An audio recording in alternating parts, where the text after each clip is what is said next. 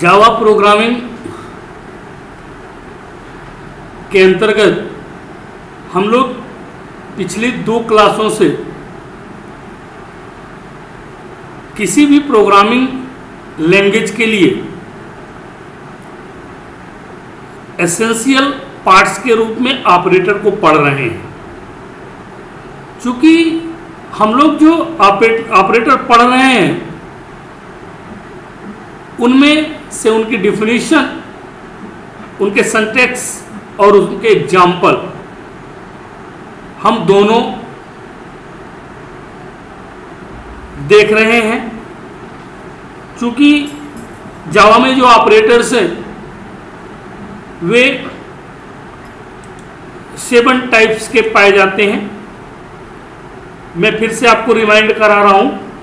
पहला है arithmetic operators, दूसरा है रिलेशनल ऑपरेटर्स, तीसरा है लॉजिकल ऑपरेटर्स, चौथा है बिटवाइज ऑपरेटर, पांचवा है असाइनमेंट ऑपरेटर्स, छठवां है कंडीशनल ऑपरेटर्स अथवा इसी को हम लोग टर्नरी ऑपरेटर्स के नाम से भी जानते हैं। और आखिरी ऑपरेटर है स्पेशल ऑपरेटर, जिसे हम लोग MISC ऑपरेटर के नाम से भी जानते हैं। तो बेसिक कॉन्सेप्ट ये था कि हम लोगों ने arithmetic operator, relational operator, logical operator और बिटवाइज ऑपरेटर लास्ट क्लास में देखा था। आज हम लोग एक नया ऑपरेटर देख रहे हैं जिसे हम लोग असाइनमेंट ऑपरेटर के नाम से जानते हैं। तो आइए चलते हैं कि असाइनमेंट ऑपरेटर क्या होते हैं। Assignment operator are used to assign a value to a variable। Assignment operator जो होते हैं उनका बेसिक सा काम होता है कि किसी भी वेरिएबल को, वेरिएबल यहां पर क्या है आपको पता है वेरिएबल क्या है, लेकिन फिर भी मैं एक बार आपको बता रहा हूं। सपोज दैट ये क्या है आपका एक वेरिएबल है, ठीक है, या ये आपका क्या है एक वेरिएबल है। और असाइनमेंट ऑपरेटर एक्चुअल में होता कैसा है, इक्वल साइन, जिसको कि हम लोग क्या बोलते हैं बराबर, वो क्या कहलाता है हमारा असाइनमेंट ऑपरेटर। तो A = 10 मीन्स मैंने क्या किया, ये जो 10 वैल्यू है ये किसको असाइन कर दिया, A को असाइन कर दिया, ठीक है। और सपोज दैट num = 100 मीन्स मैंने जो ये 100 वैल्यू है ये किसको असाइन कर दिया, num को असाइन कर दिया, ओके। तो ये जो असाइनमेंट ऑपरेटर होता है एक्चुअल में इक्वल ऑपरेटर को असाइनमेंट ऑपरेटर बोलते हैं, ठीक है। ये इक्वल ऑपरेटर आपके सामने दिख रहा है। तो it can also be used combined with arithmetic operators to perform arithmetic operation and then assign the result to the variable। तो ये कह रहा है कि आपने असाइनमेंट ऑपरेटर पहले भी पढ़ लिया है, लेकिन चूंकि आपको मालूम नहीं था इसलिए आप समझ नहीं पाए कि असाइनमेंट ऑपरेटर होता क्या है, कब पढ़ा है, कैसे पढ़ा है। पहला ऑपरेटर याद करिए, arithmetic operator, addition, subtractions, multiplication, division, modulus, increment, decrement, पढ़ा है ये ऑपरेटर, याद है ना। तो उन्हीं ऑपरेटर्स में आपने देखा होगा एक साइन बार बार आता, A = B, A = 10, B = 20, C = A + B। तो बार बार जो बराबर का चिन्ह आ रहा था ना, इक्वल जिसको अपन बोलते हैं, ये हमारा क्या कहला रहा था, असाइनमेंट ऑपरेटर कहला रहा था, ठीक है। तो ये काम क्या कर रहा था वहां पर, जैसे C = A + B सेमीकोलन से टर्मिनेट कर दिया। तो a equal c equal a plus b, मतलब a और b की वैल्यू को जो भी आएगी वो किस में असाइन कर दे, ये c में असाइन करने का काम करता था, इसलिए इस ऑपरेटर को असाइनमेंट ऑपरेटर भी कहा जाता है। Assignment operator supported by Java are as follows. Java में जो असाइनमेंट ऑपरेटर्स होते हैं वो कई प्रकार के होते हैं, उनमें से कुछ प्रकार आपकी स्क्रीन पर दिख रहे होंगे। देखिए, सबसे पहला देखिए आप, इक्वल ऑपरेटर दिख रहा है आप लोगों को, ये इक्वल ऑपरेटर है, ठीक है। इक्वल ऑपरेटर का मतलब बराबर का चिन्ह, जिसको अपन हिंदी में बोलते हैं, है ना। तो ये क्या करता है, assigned values from right side operands to left side operand. अब मुझे ऑपरेंड बताने की फिर से जरूरत पड़ेगी क्या? ऑपरेंड क्या होते हैं, मैं एक बार फिर से रिपीट करता हूं। ऑपरेंड होते हैं वेरिएबल। क्या होते हैं? वेरिएबल होते हैं। जैसे मैंने इंट ए मीन्स, इंट यहां पर क्या है आपका, डेटा टाइप है ना, और ए आपका क्या है, वेरिएबल है। तो इस ए वेरिएबल को मैं क्या बोलता हूं, ऑपरेंड बोलता हूं, है ना। क्या कहलाता है ये? ऑपरेंड कहलाता है। तो ये कह रहा है कि जो राइट साइड का ऑपरेंड होता है, मींस राइट साइड का ऑपरेंड यहां पर कौन है, बी, वो अपनी वैल्यू को किसको असाइन कर देता है, लेफ्ट साइड वाले को। किसको कर देता है? लेफ्ट साइड में, मींस दाएं पक्ष वाला जो भी ऑपरेंड होगा वो बाएं पक्ष वाले ऑपरेंड को उस वैल्यू को असाइन कर दे। अर्थात इसको इस तरह समझिए, a इक्वल्स टू 20, ठीक है। तो ये दाएं हाथ पे मेरे कौन है, दायां पक्ष कौन है मेरा, ये। तो ये कह रहा है कि दाएं पक्ष का आपका वो है ऑपरेंड है, तो ये 20 आपको बाएं पक्ष के ऑपरेंड को वैल्यू असाइन हो गई, ठीक है। समझ रहे हैं ना। इसके बाद दूसरा ऑपरेटर आप यहां पे देख पा रहे होंगे, शॉर्ट हैंड ऑपरेटर एक्चुअल में यहां से स्टार्ट हो रहे हैं। बना हुआ है प्लस इक्वल। इसका मतलब है, इसको शॉर्ट हैंड ऑपरेटर इसलिए बोलते हैं कि कोई भी वैल्यू है, जैसे यहां पर मैं इसको एक एग्जांपल के रूप में बताऊं आपको, ये लिखा हुआ है C equal A plus b. तो इसी को हम इस तरह से मान लीजिए लिख दिया, A equal to A plus b, ठीक है। तो शॉर्ट में हम इसको कैसे लिख सकते हैं, देखिए इस तरह से लिख सकते हैं, A प्लस इक्वल बी।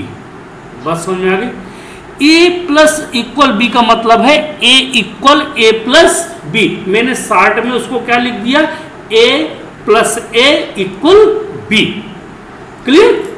तो इस तरह का जो ऑपरेटर होता है प्लस इक्वल का, तो add right operand to the left operand and assign the result to left. मतलब मान लीजिए ए इक्वल ए प्लस, देखिए ये एग्जाम्पल आप देख पा रहे हैं, ए इक्वल ए प्लस बी। तो इसका मतलब है ये और ये दोनों क्या होंगे, पहले तो इसके साथ जुड़ेंगे,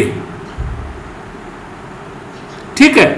इसके बाद इन दोनों की वैल्यू किसको मिल जाएगी, इस ए को मिल जाएगी। तो ए प्लस इक्वल बी मतलब ए equal a plus B.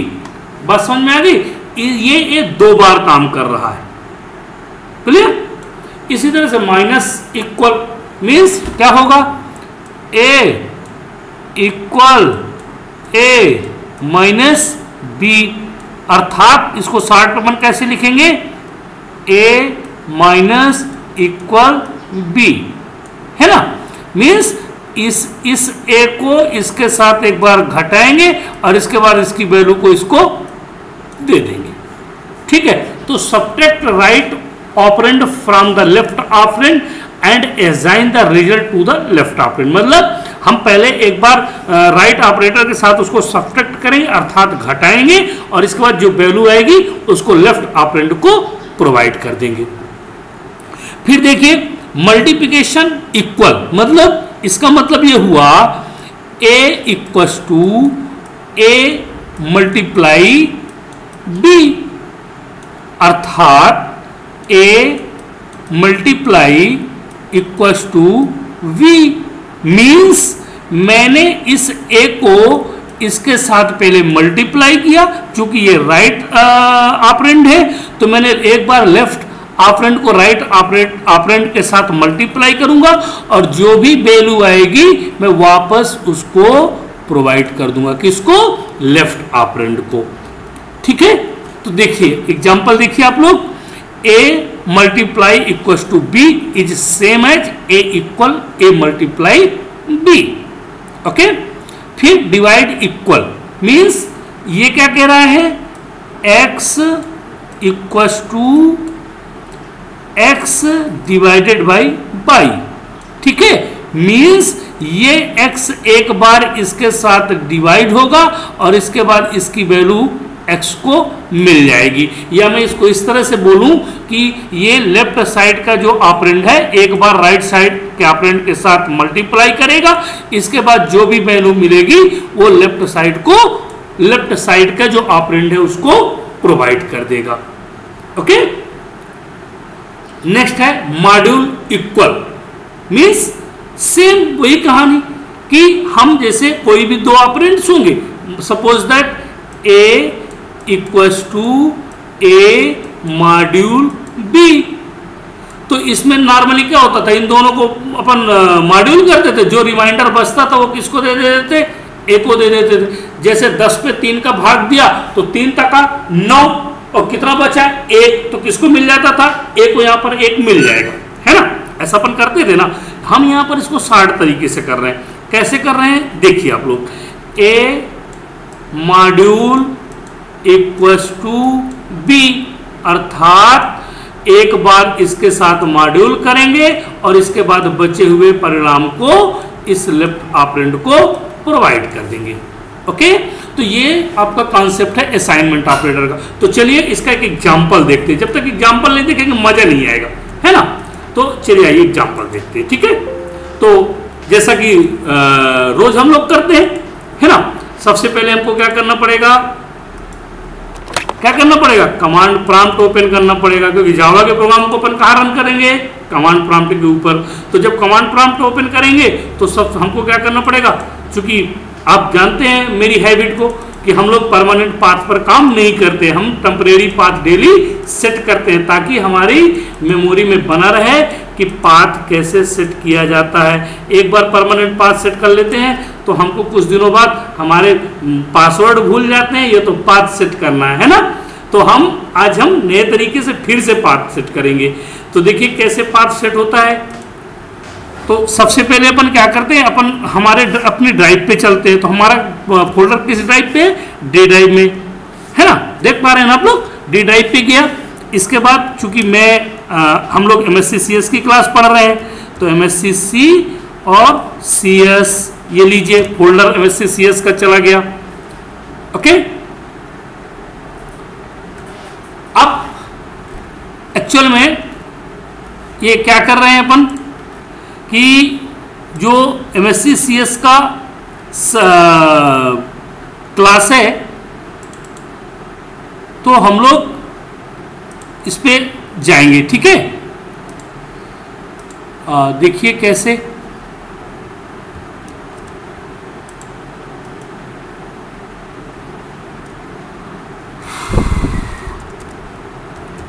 CD और MSc CS। ठीक है, तो जब CD MSc CS इंटर कर दिया, अब इसके अंतर्गत हमारा सब्जेक्ट कौन सा है, जावा। तो ये लीजिए जावा। अब जावा का हम लोग क्या देख रहे हैं, प्रोग्राम देख रहे हैं। तो ये लीजिए प्रोग्राम। ठीक, अब मैं पाथ सेट करता हूं। तो set path equals to single quote, और जो मैं पाथ लेके आया हूं उसको यहां पर क्या कर दूंगा, पेस्ट कर दूंगा। क्योंकि हम लोग थोड़ी से लेजी हो जाते हैं ना, हमको बार बार लिखने में बड़ा वो लगता है, अरे कौन बार बार लिखेगा। तो हम लोग क्या कर रहे हैं, यहां से कॉपी करते हैं पाथ को, और जैसे पाथ कॉपी किया वैसे हम इसको क्या कर देते हैं, यहां पर पेस्ट कर देते हैं। ठीक है, अब जब आप यहां पर पाथ को तो डबल कोड बंद किया, सेमीकोलन टर्मिनेट किया, और ये लीजिए इसको चेक कर लेते हैं जावा सी। तो देखिए चेक हो गया आपका। इसके बाद स्क्रीन को क्लियर किया, CLS। अब हम सबसे पहला हमारा कौन सा प्रोग्राम है, अब हम चलते हैं प्रोग्राम की तरफ। तो हमको आज प्रोग्राम देखना है असाइनमेंट ऑपरेटर का। ठीक है, तो देखिए असाइनमेंट ऑपरेटर कैसे अपन पहुंचेंगे असाइनमेंट ऑपरेटर के पास। तो सबसे पहले हमको चलना पड़ेगा D ड्राइव पे। D ड्राइव के बाद MSCCS का फोल्डर हमारा है, जावा प्रोग्राम, और ये लीजिए असाइनमेंट। तो write a Java program to create an example to understand use of the assignment operators. Means ये कह रहा है एक जावा में ऐसा प्रोग्राम बनाइए आप जो आपके असाइनमेंट ऑपरेटर के कॉन्सेप्ट को बेहतर तरीके से मुझे समझा सके। ठीक है, तो चूंकि आप देख पा रहे होंगे क्लास असाइनमेंट एग्जाम्पल, क्लास ये कीवर्ड है, मैं बार बार रिपीट करता हूं, फिर भी अगर आप गलती करते हैं तो ये आपकी जिम्मेवारी है। क्लास हमेशा कीवर्ड के रूप में यूज की जाती है, इसलिए इसको हमेशा स्मॉल लेटर पे यूज करते हैं। ठीक है, इसके बाद असाइनमेंट एग्जाम्पल मींस ये हमारे क्लास का नेम है, और class name initial letter should be capital. मैं बार बार कहता चला रहा हूं कि किसी भी क्लास में नाम तुम अपना दो, अपने पड़ोसी को दो, अपने दोस्त को दो, मुझसे मतलब नहीं है, लेकिन जो भी नाम दोगे उसका पहला अक्षर क्या होगा, आपका बड़ा होगा। इसके बाद बाकी के वर्ड्स आपके क्या रहेंगे, स्मॉल लेटर पे रहेंगे। ठीक है, इसके बाद पब्लिक स्टैटिक वाइड मेन, मतलब ये आपकी मेन मेथड है। चूंकि किसी भी प्रोग्राम का एग्जीक्यूशन फ्लो आपको मालूम है कहां से स्टार्ट होता है, मेन फंक्शन से स्टार्ट होता है। तो हमने यहां पर मेन फंक्शन दे दिया। अब मैंने यहां पर 3 वेरिएबल लिए हैं, कौन कौन से, A, B और C। तीनों का टाइप क्या है, टाइप का मतलब क्या होता है, मैं डेटा टाइप की बात करता हूं, है ना। इसी को मैं बिहेवियर बोलता हूं। इसी बिहेवियर इसको इसलिए बोला जाता है ताकि वो किस टाइप से बिहेव करेगा ये पहले से निश्चित करना पड़ता है। तो हमने यहाँ पर इंटीजर तीनों का टाइप दे दिया। अब तीनों को वैल्यू मैंने असाइन कर दिया। ये देखिए पहला असाइनमेंट ऑपरेटर तो यही यूज हो गया, A = 30, मतलब ये राइट ऑपरेंड की वैल्यू लेफ्ट ऑपरेंड को प्रोवाइड हो गई। A के पास अब कितना आ गया, 30। इसी तरह B के पास कितना आ गया, 10। और C चूंकि अपन गार्बेज वैल्यू नहीं चाहते, अपना रिजल्ट एक्यूरेट चाहते, इसलिए अपन इस वैल्यू को किसके साथ असाइन कर दिया, C के साथ। ठीक है, अब सबसे पहले देखिए C = A+B, है ना। मैंने क्या किया, C = A+B, तो बेसिकली आंसर क्या होगा, 30 10 कितना होगा, 40 आएगा ना आंसर। ये C यहां पे प्रिंट करा दिया। इसी को मैंने शॉर्ट हैंड के रूप में लिख दिया, C + A, है ना। मैंने क्या कर दिया, C + A, और C को यहां पर क्या करा दिया, मैंने प्रिंट करा दिया। ठीक है, इसका मतलब क्या हुआ, C = A+A।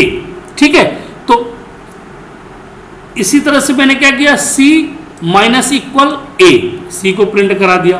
फिर C × A, फिर मैंने C को यहाँ पे प्रिंट करा दिया। मैसेज को प्रिंट करने के लिए system.out.println की आवश्यकता पड़ती है, वो आपके सामने लिखा हुआ है। फिर A की वैल्यू मैंने क्या चेंज कर दिया, देखिए A = 20 और C = 25। तो क्या लिखा मैंने, C / A, है ना। C / A इसका मतलब है, तो C को यहां पर अपन ने प्रिंट कर दिया। इसी तरह से हमने सभी स्टेटमेंट्स को लिखकर इस पे प्रिंट करते चले जा रहे हैं। ठीक है, सभी स्टेटमेंट आप देख पा रहे होंगे, ये जितने भी स्टेटमेंट्स यहां पर लिखे गए हैं, ये सभी स्टेटमेंट्स यहां पर शॉर्ट हैंड ऑपरेटर, जिसको कि असाइनमेंट ऑपरेटर भी बोलते हैं, अपन ने यूज किया हुआ है। ठीक है, आइए इस प्रोग्राम को रन करते हैं, आखिरकार इसका रिजल्ट क्या आता है। तो रिजल्ट रन करने के लिए सबसे पहले आप सबको पता है, जावा कंपाइलर, जावा सी, हमारे प्रोग्राम का नेम .extension name .java, है ना। तो देखिए अगर कोई एरर नहीं होगी हमारे प्रोग्राम में, तो देखिए हमारे प्रोग्राम में कोई एरर नहीं है, हम अपने प्रॉम्प्ट में वापस आ गए। अब यहां पर मैं क्या लिखूंगा, नॉर्मल जावा सी की जगह मुझे जावा कंपाइलर की जरूरत नहीं पड़ेगी, सिर्फ जावा की जरूरत पड़ेगी। तो जावा और उसका एक्सटेंशन नेम मैं क्या कर देता हूं, हटा देता हूं यहां से, ठीक है। अब देखिए ये आंसर, देखिए आपकी स्क्रीन में आंसर सब दिख रहे हैं। देखिए आंसर क्या क्या आंसर आ रहे हैं, आप इनको टैली करिए।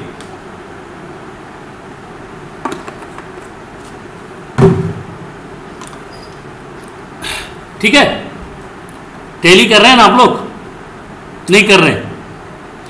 इन सभी के आंसर आप टैली करके, ठीक है, आंसर अगर सही है तो मुझे कमेंट्स करिए, ठीक है। और जो प्रोग्राम नहीं रन कर पा रहे हैं वो जो भी प्रॉब्लम हो मेरे को बताएं, ओके। मैं आगे चल रहा हूं।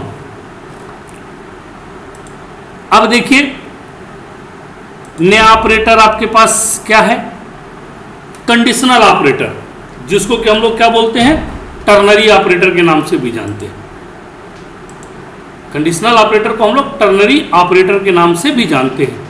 तो the ternary operator is a conditional operator that decrease the length of code while programming comparison and conditional. देखिए इसका एकमात्र उद्देश्य है इस ऑपरेटर का कि आपके प्रोग्राम की नंबर ऑफ लाइन को कम करने के लिए। नंबर ऑफ लाइन का मतलब हमारा प्रोग्राम बड़ा लेंदी हो जा रहा है, बड़ा होता जा रहा है, तो हम उस प्रोग्राम को क्या कर रहे हैं, छोटा कर रहे हैं। छोटा क्यों होता है, क्योंकि हम जो 10 लाइन पे कोड जाता था हम उसको 2 लाइन पे एडजस्ट कर रहे हैं, ठीक है। और इस मेथड को हम अल्टरनेटिव मानते हैं किसका, इफ एल्स का। याद है इफ एल्स, चूंकि जावा में तो अभी इफ एल्स नहीं पढ़ा है, लेकिन किसी भी प्रोग्रामिंग लैंग्वेज में तो इफ एल्स पढ़ोगे ना तो सबका कॉन्सेप्ट एक ही है। मतलब अगर कंडीशन ट्रू है तो true block of statement execute होता है, और नहीं तो आपका false block of statement execute होता है, ठीक है। और ये नेस्टेड इफ इस स्टेटमेंट की तरह भी काम करता है। नेस्टेड मतलब एक के बाद एक कंडीशन चेक करने के लिए, ठीक है। तो कंडीशनल ऑपरेटर आखिरकार है क्या, तो कंडीशनल ऑपरेटर जावा का एक स्पेशल ऑपरेटर है जो इफ स्टेटमेंट की तरह काम करता है, ठीक है। मैं पहले भी कह चुका हूं, इसे टर्नरी ऑपरेटर कहते हैं।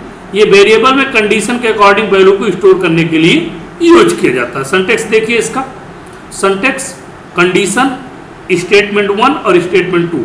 यहां पर महत्वपूर्ण चीज है, ये देखिए आप लोग, ये क्वेश्चन मार्क और ये कॉलन है ना, ये दोनों ऑपरेटर होते हैं एक्चुअल में कंडीशनल। ये तो statement 1 true block of statement हो गए, false of block of statement हो गए। ये कंडीशन तुम्हारी इफ की हो गई, जैसे तुम वहां देते थे इफ, जो भी कंडीशन तुम दोगे, ठीक। तो condition it is expression to be evaluate, जो भी तुम दोगे उसके अकॉर्डिंग कंडीशंस को, उसके अकॉर्डिंग क्या करेगा, स्टेटमेंट 1 या स्टेटमेंट 2। अगर कंडीशन सही है तो पहला स्टेटमेंट एग्जीक्यूट होगा, यदि कंडीशन आपकी गलत है तो दूसरा स्टेटमेंट एग्जीक्यूट होगा, ठीक। देखिए मैं कुछ वो बता रहा हूं, इसका एग्जाम्पल किस तरह से अपन इसको डिस्कस कर सकते हैं। तो देखिए कैसे इसको डिस्कस कर सकते हैं अपन।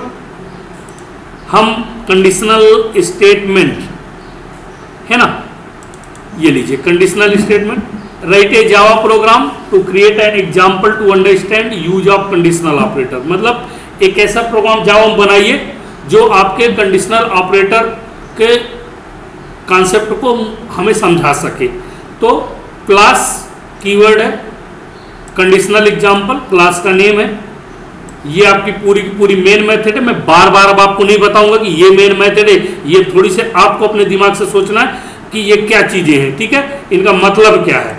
इसके बाद यहाँ पर मैंने 2 वेरिएबल ले रखे हैं, ए और बी। इनका टाइप क्या है आपको पता है, नहीं पता तो एक बार और बता देता हूँ, इंटीगर, ठीक है। इनका डेटा टाइप क्या है, इंट, और हमने दोनों को वैल्यू असाइन कर दिया। ए को क्या वैल्यू असाइन किया, 20, मतलब इसकी ए की वैल्यू कितनी है, 20। अब देखिए कंडीशन क्या है मेरी, समझिएगा इधर, b इक्वल a इक्वल 1। यदि a की वैल्यू 1 के बराबर है, ठीक है, किसके, 30 आए और नहीं तो 40 आए, ओके।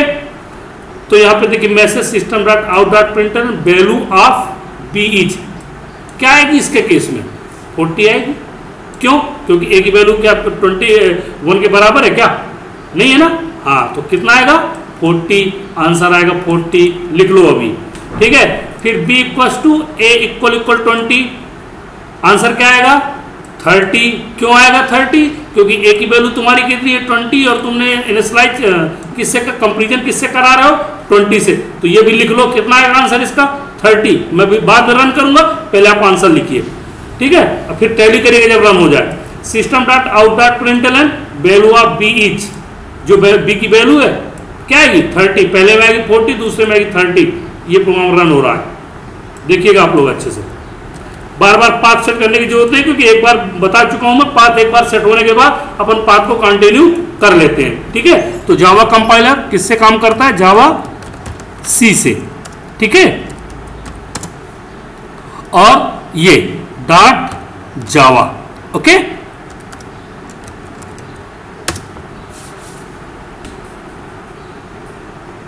अभी कंपाइल हो रहा है, कोई एरर नहीं है। अब आंसर देखिए, इसका आंसर क्या है? याद है? लिखा है? नहीं लिखा है, बताया दे रहा हूं 40 और 30। प्रोग्राम रन नहीं हुआ अभी। हाँ, आ रहा है 40 30, value of b is 40, value of b is 30। Okay, चलिए नेक्स्ट ऑपरेटर, नेक्स्ट और लास्ट ऑपरेटर है ना। क्योंकि आप लोग भी क्लास ऑपरेटर की ले लेके सोच रहे होंगे सर कितने ऑपरेटर पढ़ाएंगे, तो आज मैं ऑपरेटर खत्म ही कर दे रहा हूं कि आज लास्ट है ऑपरेटर की क्लास। ओके, तो देखिए सातवां और आखिरी ऑपरेटर था स्पेशल ऑपरेटर। तो जावा में कुछ स्पेशल ऑपरेटर प्रोवाइड किए गए हैं। तो देखिए सबसे पहला है आपका इंस्टेंस ऑफ ऑपरेटर। ये इंस्टेंस ऑफ ऑपरेटर जावा का कीवर्ड है। कीवर्ड कैसे पता चलता है मालूम है ना? कुछ भी बड़ा नहीं होता, सब स्मॉल लेटर में होता है। और इसका काम होता है टेस्ट करना। क्या टेस्ट करना? आपने जो कंडीशन दी है उसके अकॉर्डिंग उसको टेस्ट करना। अगर सही है तो हाँ, गलत है तो ना, है ना, ट्रू और false.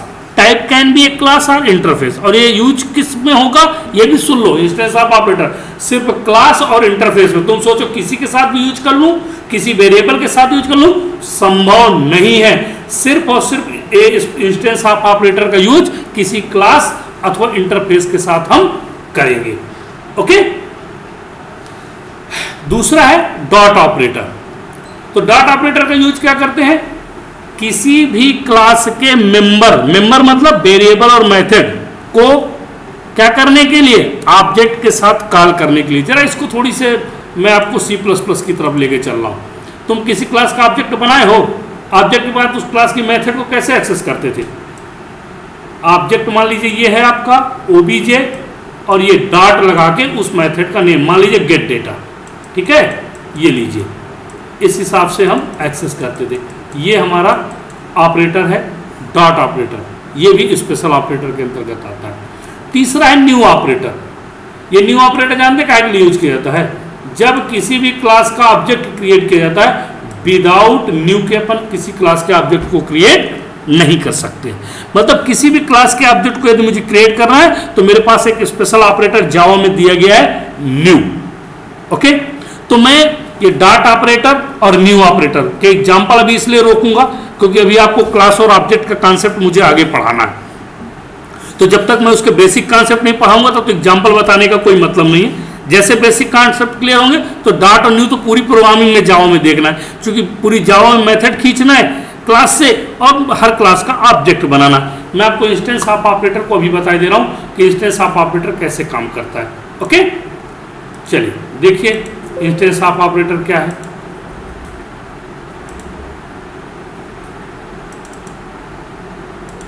Right a Java program to create an example to understand use of instance of operator. मतलब इंस्टेंस ऑफ ऑपरेटर के कॉन्सेप्ट को मुझे समझाइए कैसे होगा, एक जावा का प्रोग्राम बनाए।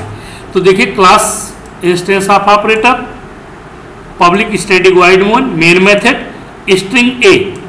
ये एक मैंने डेटा टाइप लिया, सॉरी यहाँ पे एक वेरिएबल लिया है ए और डेटा टाइप क्या लिया है स्ट्रिंग। अब आप सोच रहे होंगे सर अभी तो आप बोल रहे थे कि इंस्टेंस आपको क्लास और इंटरफेस के अलावा किसी के साथ यूज नहीं कर सकते, आप तो यहाँ पे डेटा टाइप स्ट्रिंग लिए है। बिल्कुल सही है, मैंने डेटा टाइप लिया है। लेकिन जरा आप ये याद करिए कि मैंने क्या कहा है, जावा में एवरीथिंग इज द स्ट्रिंग, और जावा में क्या होती है, स्ट्रिंग क्लास है। अब कैसे पता चलेगा, क्योंकि आप देख पा रहे होंगे कि किसी भी डेटा टाइप्स को अपन स्मॉल में लिखते हैं और स्ट्रिंग का एस कैपिटल लेटर में है, इससे सिद्ध होता है कि स्ट्रिंग एक क्लास है। और क्या लिखा हमने, welcome to SICS campus. Boolean b a instance of string, क्या इंस्टेंस ऑफ स्ट्रिंग है, वो ट्रू और फॉल्स यहां पर प्रोवाइड कर देगा। देखिए इसको रन करके,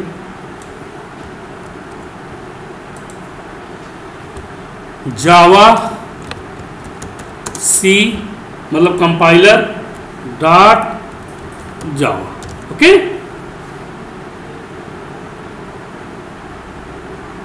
ये लीजिए, ये आपका प्रोग्राम रन हो गया। अब देखिए कंपाइल होने के बाद अब इसको हम आउटपुट देखेंगे, ये ट्रू है ना, ओके। तो ये था कॉन्सेप्ट आपका ऑपरेटर्स का। आज के लिए इतना ही काफ़ी है। नेक्स्ट क्लास जो भी होगी नए कॉन्सेप्ट के साथ आएंगे, लेकिन मैं आप सबसे कहूँगा कि इन प्रोग्राम्स को रन करिएगा। मान लीजिए किसी कारणवश कोई समस्या होती है तो आप मुझसे जरूर डिस्कस करिए। Thank you.